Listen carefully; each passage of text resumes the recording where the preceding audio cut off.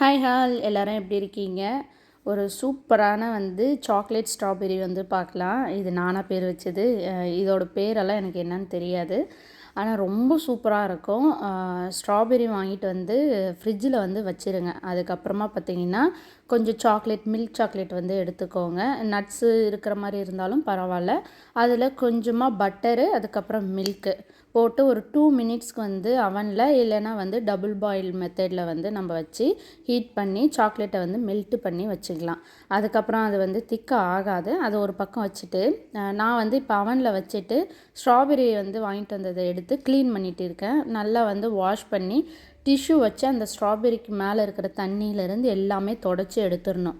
அதே பக்கம் ஒரு சைடில் பார்த்திங்கன்னா சாக்லேட் சிரப்பு ரெடி ஆகிடுச்சு. இதை நல்லா மிக்ஸ் பண்ணிடலாம். பார்த்திங்கன்னா நல்லா கிளாஸியாக அழகாக தெரியும், மினுமினுன்னு தெரியும்.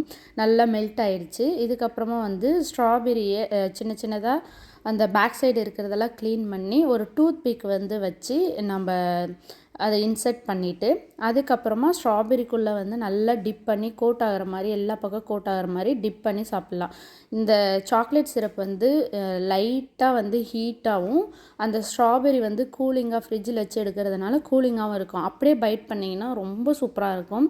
சரி, நான் தம்பிக்கு தரதுனால கொஞ்சம் ஆற வச்சுட்டு அதுக்கப்புறமா தம்பி கொடுத்தேன். அவனுக்கும் ரொம்ப பிடிச்சிது.